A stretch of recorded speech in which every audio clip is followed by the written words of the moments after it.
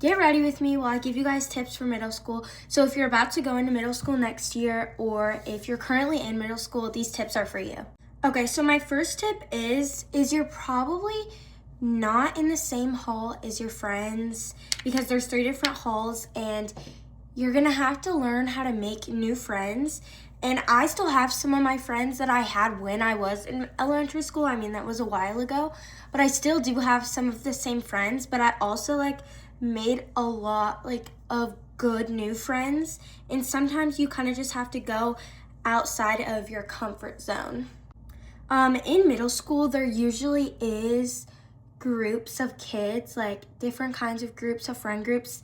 It's not like elementary school. Not everybody interlocks and hangs out. It's more like group.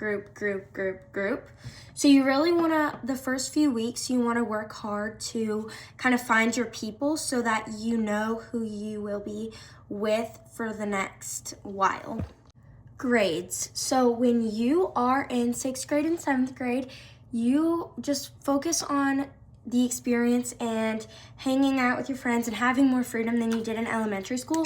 But I do highly recommend that when you are in 8th grade, you start practicing, even just going home and studying and practicing, working your hardest to get the highest grade that you physically possibly can, and doing those extra credits assignments and going the extra mile. Electives. So in middle school, you have a lot more choices of electives and you get the choice to choose. Usually when you're in 6th grade, you just switch every quarter so you can try each elective. But by the time you get to 7th grade and 8th grade, I highly recommend this one. Everybody probably wants to take facts and cooking and stuff and theater, but I highly recommend taking Spanish because by the time you get to high school, you probably are going to want to take Spanish to get into some colleges. And if you already have experience in Spanish while you were in elementary or middle school, it would just make everything so much easier.